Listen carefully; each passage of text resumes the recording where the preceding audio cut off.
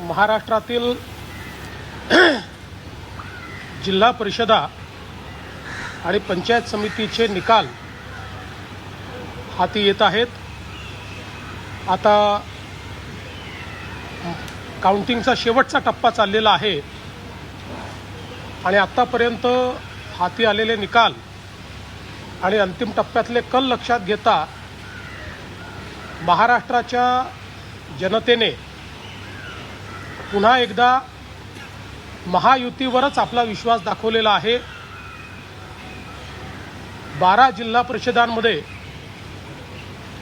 Bharatiya Janata party पुन्हा एकदा सर्वात मोठा पक्ष म्हणून या ठिकाणी स्थापित झालेला आपल्याला पाहायला मिळतोय आणि 12ही जिल्हा परिषदांमध्ये महायुतीचीच सत्ता येईल हे आता अतिशय स्पष्ट झालेलं आहे। साधारण आपण बघितलं तर जवळपास या ठिकाणी 60 ठिकाणी भाजप नंबर 1 वर आहे। छत्रपती संभाजीनगर, सिंधुदुर्ग, सोलापूर, सांगली, धाराशिव, परभणी आणि सातारा।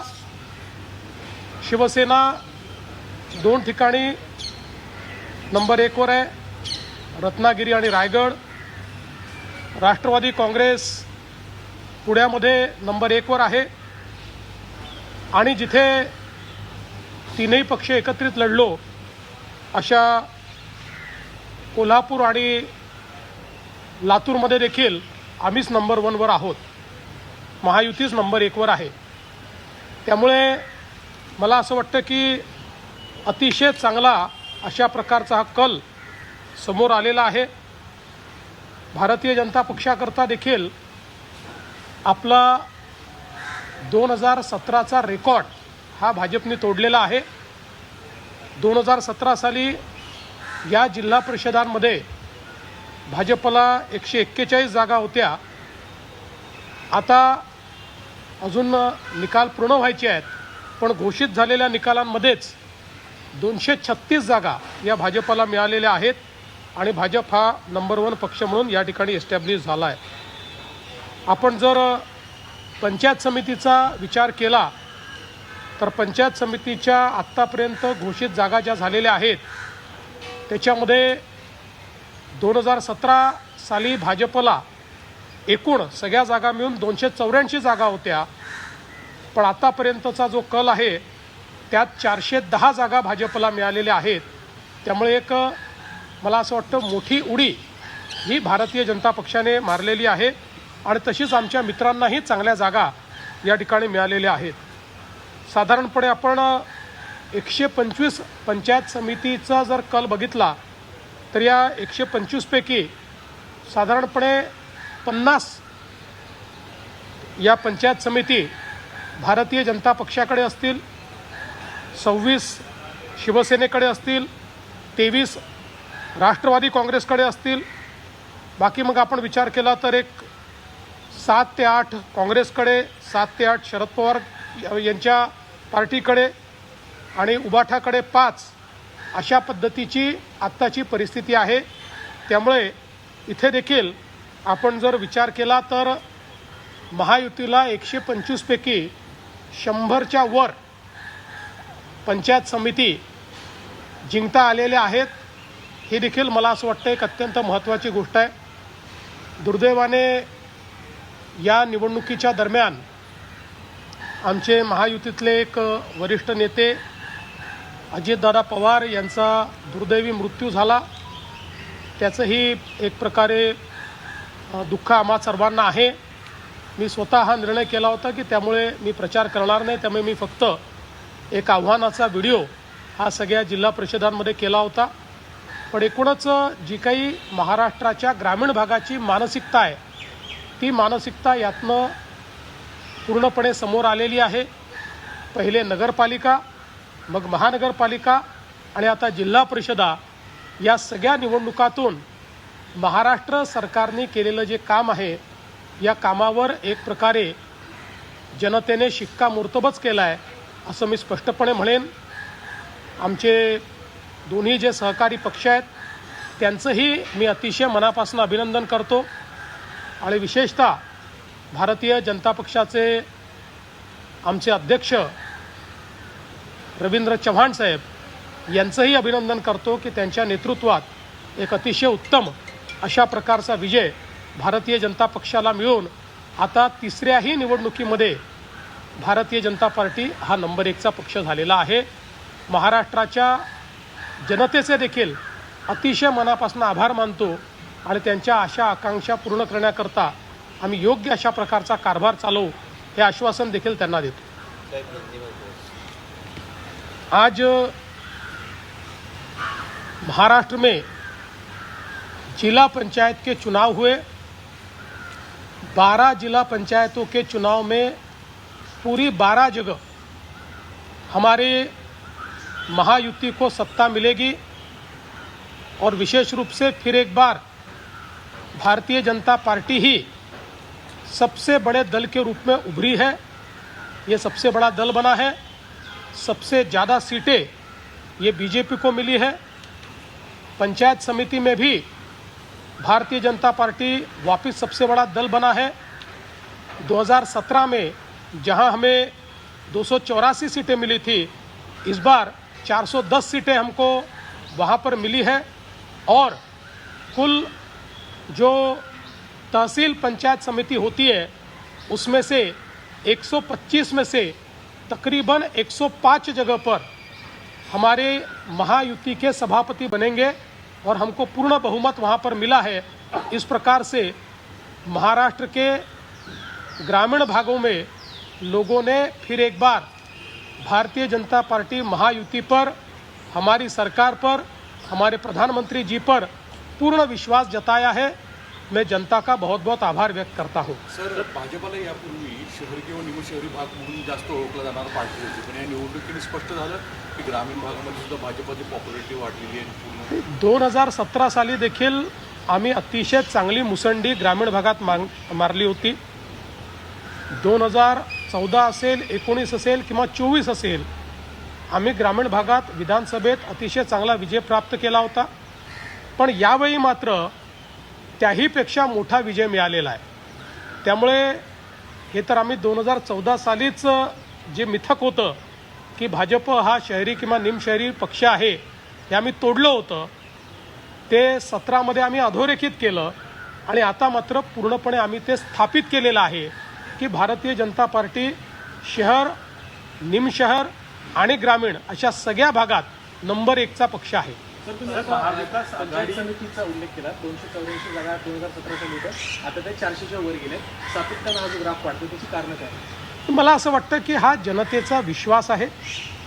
एकूणच या देशामध्ये प्रधानमंत्री नरेंद्र मोदीजी यांनी ज्या प्रकारे ग्रामविकासाचं कार्य हातामध्ये घेतलं, ज्या प्रकारे ग्रामीण इन्फ्रास्ट्रक्चर करता मोठ्या प्रमाणात निधी उपलब्ध करून दिला, ज्या प्रकारे आवास योजना असेल, शौचालयाच्या योजना असतील किंवा लखपती दीदीची योजना असेल, अशा विविध योजनांतनं एक सकारात्मक वातावरण तयार केलं आणि त्याचवेळी महाराष्ट्रातल्या सरकारने जे कार्य करून दाखवलं त्यामुळे एक मोठा विश्वास हा जनतेच्या मनामध्ये तयार झाला।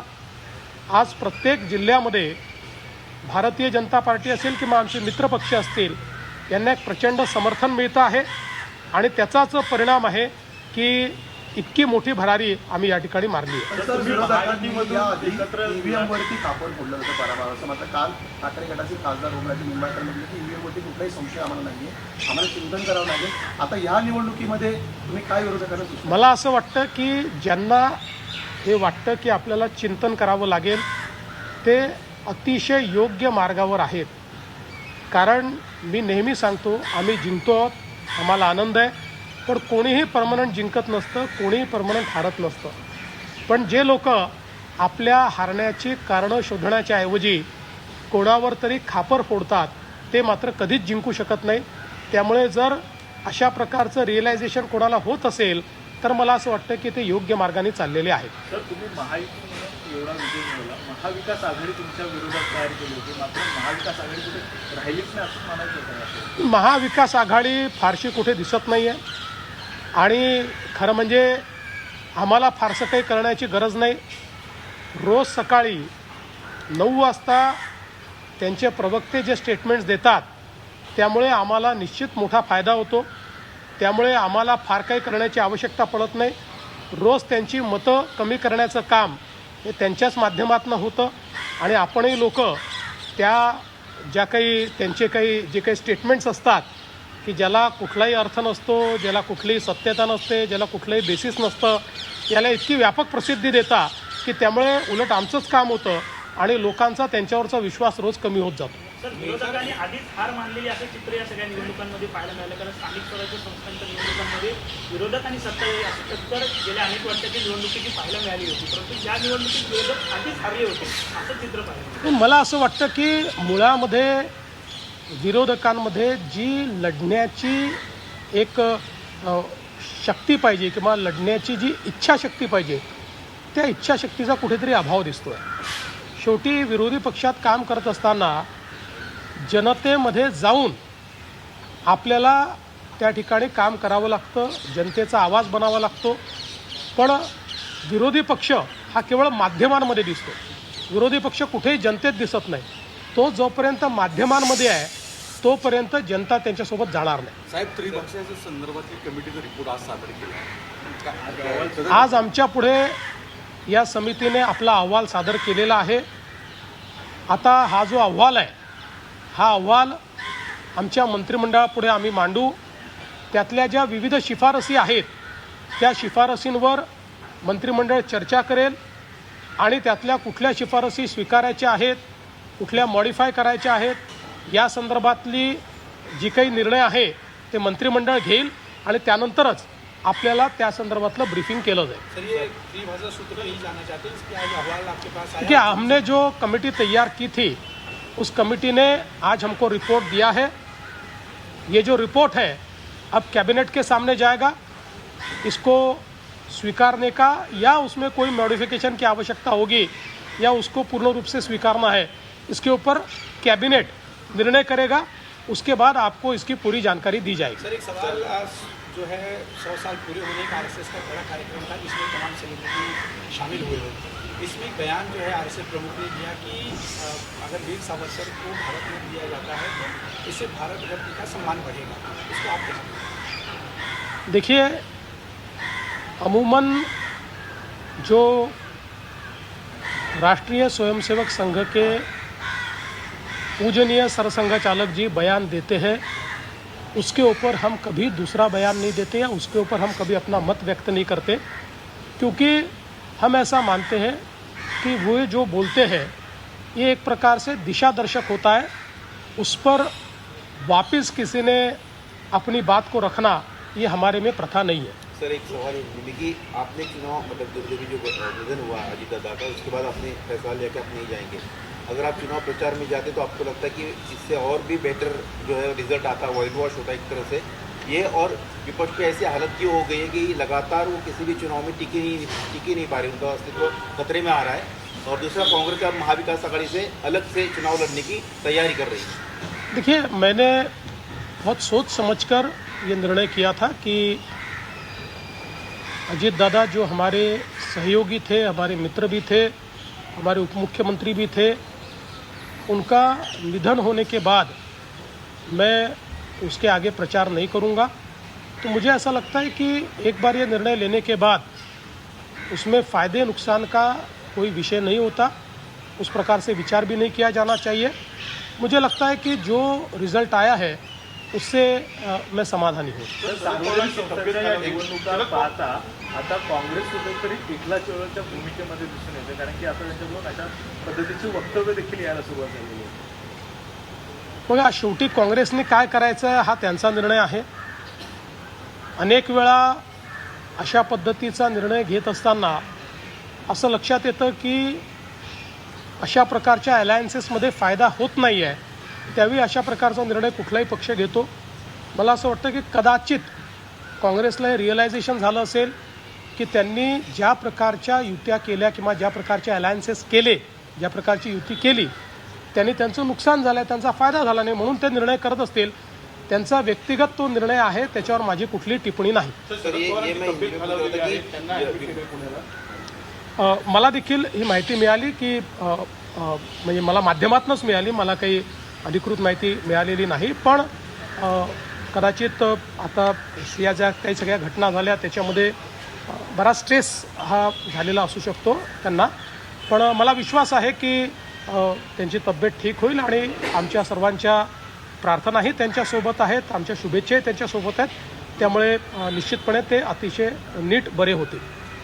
सर मैं ये पूछ रहा था कि विपक्ष लगातार हम देख रहे हैं कि चाहे नगर पालिका हो, महानगर पालिका हो, ये गांव से जुड़े चुनाव है उसमें भी हार रही है. आप जीत रहे, आप विकास की बात करते हैं, आप मोदी जी की बात करते हैं, आप आपके डेवलपमेंट की बात कर रहे हैं. विपक्ष की इतनी बुरी हालत क्यों हो रही है? क्या विपक्ष ठीक है, तो जनता उनको क्यों मुझे ना- ऐसा लगता है कि विपक्ष ने जनता की नब्ज को समझना छोड़ दिया है. अव्वल तो पूरा विपक्ष ये केवल मीडिया में नज़र आता है, वो कहीं पर भी ज़मीन पर नज़र नहीं आता. लोगों की अपेक्षाओं को समझने का काम विपक्ष ने छोड़ दिया है. अपनी अपेक्षाओं को लोगों की अपेक्षा समझना, इससे बड़ी भूल राजनीति में कोई नहीं होती. इसलिए जो विषयों को वो विषय मानकर लगातार उसके ऊपर बोलते रहते हैं, उन विषयों से आम जनता को कोई लेन देन नहीं है. जिस प्रकार से बिना कारण के बहुत ही ओछी राजनीति करते हुए प्रधानमंत्री जी पर वे टिप्पणी करते हैं, ये भी जनता को पसंद नहीं है. मुझे ऐसा लगता है कि जब तक जनता की नब्ज को विपक्ष समझेगा नहीं, जनता की बात जब तक विपक्ष करेगा नहीं और मीडिया से निकलकर जब तक जनता के बीच विपक्ष जाएगा नहीं, तब तक वो चुनाव हारता रहेगा. सर, कर्नाटकमध्ये छत्रपती शिवाजी महाराजांचा पुतळा काढण्याचं काम पुढे करीत आलेलं आहे. याआधी महात्मा फुलेंच्या पुतळ्याची विटंबना झालेली आहे, त्याचा छत्रपतींच्या पुतळ्याची देखील विटंबना करण्यात नाही, ही अतिशय मला असं वाटतं चिंतेची बाब आहे. ज्या प्रकारे महात्मा ज्योतिबा फुलेंच्या पुतळ्याची विटंबना करण्यात आली, हा खरोखर एक विकृत अशा प्रकारच्या मानसिकतेचा प्रकार आहे.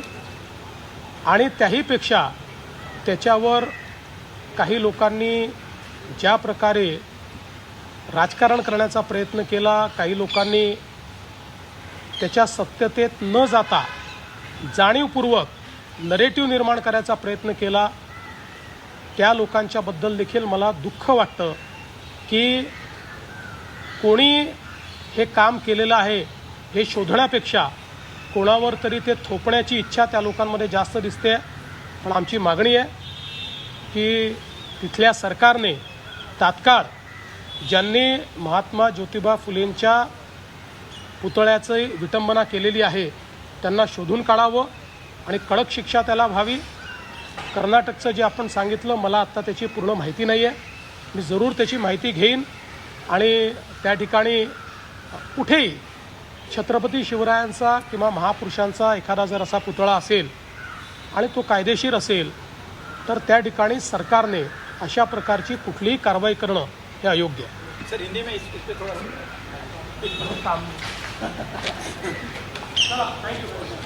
नाही तसं फडणवीसांनी म्हटलेलं आहे. आमच्या कामावर जनतेने शिक्कामोर्तब केल्याचंही फडणवीसांनी म्हटलेलं आहे. तर महात्मा फुलेंच्या पुतळ्याची विटंबना करणाऱ्यावर कारवाई करा असे सुद्धा आदेश यावेळी फडणवीसांनी दिलेत.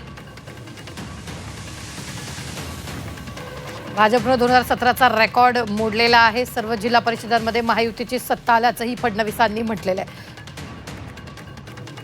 दुसऱ्यांवर खापर फोडणारे जिंकू शकत नाहीत